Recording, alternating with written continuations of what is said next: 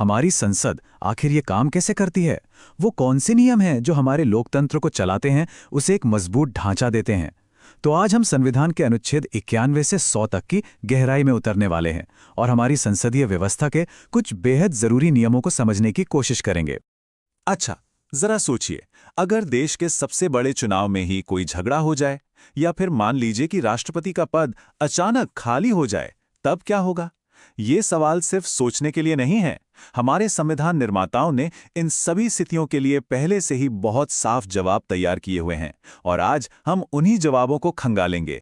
आज की हमारी ये चर्चा 3 हिस्सों में बटी होगी।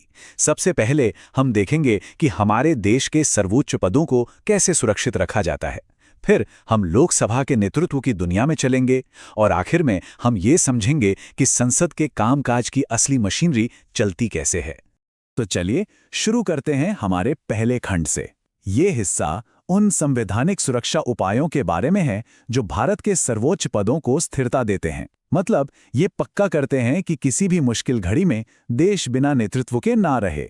देखिए, अनुच्छेद 91 एक बहुत ही सीधा और जरूरी नियम बताता है।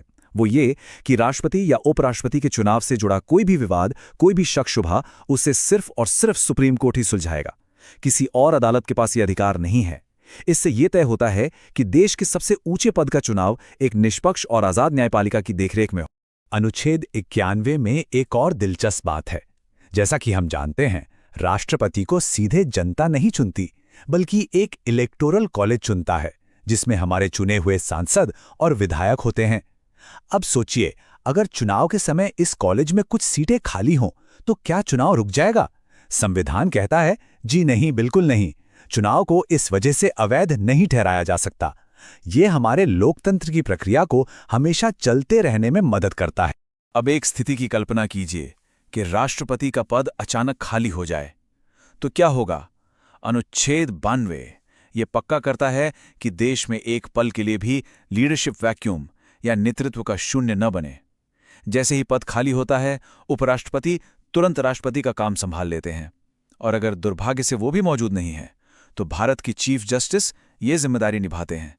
ये एक ऐसी फुल प्रूफ व्यवस्था है जो हर हाल में देश के नेतृत्व को बनाए रखती है।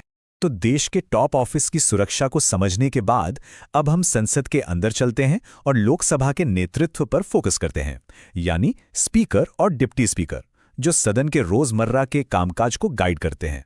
लोकसभा, जिसे हम हाउस ऑफ द पीपल भी कहते हैं, अपने 2 सबसे महत्वपूर्ण अधिकारियों को खुद चुनती है, स्पीकर यानी अध्यक्ष और डिप्टी स्पीकर यानी उपाध्यक्ष। अध्यक्ष की भूमिका एक रेफरी की तरह होती है, जो ये सुनिश्चित करते हैं कि सदन में बहस और कामकाज नियमों के हिसाब से हो, और जब अध्यक्ष मौजूद नहीं होते तो उनकी जगह पर उपाध्यक्ष ये पूरी जिम्मेदारी निभाते हैं। अनुच्छेद 94 बिल्कुल साफ बताता है कि अध्यक्ष या उपाध्यक्ष का पद किन हालतों में खाली हो सकता है। पहला, वो खुद इस्तीफा दे सकते हैं। दूसरा, उनका निधन हो सकता है। या तीसरा और सबसे जरूरी, लोकसभा के सदस्य बहुमत से एक प्रस्ताव पास करके उन्हें पद से हटा सकते हैं। ये शक्ति सदस्यों के हाथ में होना लोकतंत्र में जवाबदेही को मजबूत करता है। लेकिन यहाँ एक बहुत जरूरी शर्त है। किसी भी अध्यक्ष को हटाने का प्रस्ताव लाने से कम 14 दिन पहले नोटिस देना अनिवार्य है। अब सवाल उठता है, ऐसा क्यों? ताकि ये पूरी प्रक्रिया किसी जल्दबाजी में या किसी व्यक्तिगत वजह से ना हो। ये अध्यक्ष को अपना पक्ष रखने का पूरा समय देता है और निष्पक्षता बनाए रखता है। और हाँ, जब अध्यक्ष को हटाने का प्रस्ताव सदन में चल रहा होता है, तो जाहिर है वो उस बैठक की अध्यक्षता नहीं कर सकते जिसमें उनके ही भविष्य का फैसला होना है। ये निष्पक्षता के लिए जरूरी है। लेकिन ध्यान देने वाली बात यह है कि उन्हें एक सदस्य के तौर पर बहस में हिस्सा लेने और वोट देने का पूरा अधिकार होता है। ये उनके लोकतांत्रिक अधिकारों की रक्षा करता है।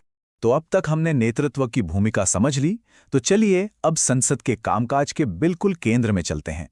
इस आखिरी खंड में हम वोटिंग, कोरम और सचिवालय जैसे उन पहलुओं को देखेंगे जो संसद को हर दिन सही तरीके से चलाने में मदद करते हैं।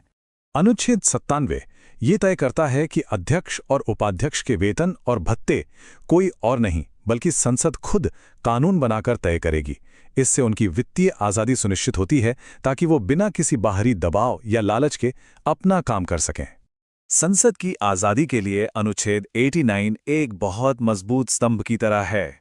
इसके अनुसार लोकसभा और राज्यसभा दोनों का अपना अलग सेक्रेटेरिएट यानी सचिवालय और अपने कर्मचारी होते हैं। ये सचिवालय सरकार से यानी एग्जीक्यूटिव से पूरी तरह आज़ाद होकर काम करता है, जो संसद को बिना किसी सरकारी दखल के अपना काम करने की ताकत देता है।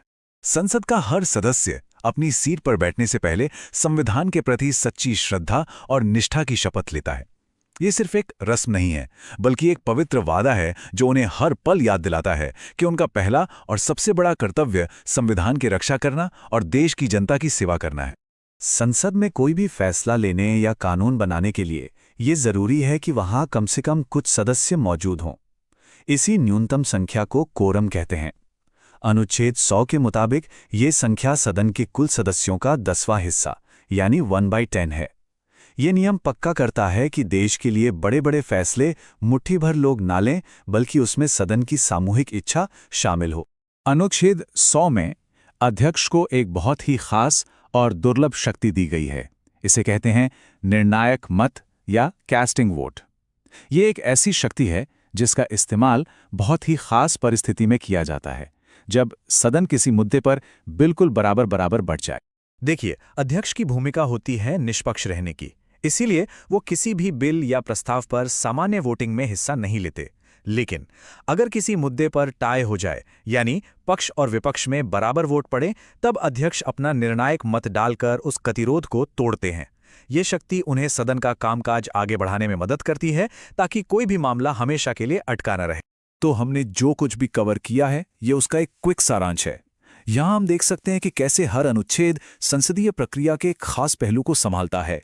अनुच्छेद 91 में राष्ट्रपति चुनाव विवादों से लेकर अनुच्छेद 95 में उपाध्यक्ष की शक्तियों तक और अनुच्छेद 100 में वोटिंग और कोरम तक, ये सारे नियम मिलकर हमारी संसदीय प्रणाली की एक मजबूत नींव तैयार करते हैं। तो हमने देखा कि ये नियम दशकों पहले बनाए गए थे, लेकिन आज की इस तेजी से बदलती दुनिया में ये नियम हमारे भारतीय लोकतंत्र को कैसे सुरक्षित रखते हैं? क्या ये आज भी उतने ही प्रासंगिक हैं? ये एक ऐसा सवाल है जिस पर हम सभी को सोचना चाहिए। हमारे साथ जुड़ने के लिए बहुत बहुत धन्यवाद।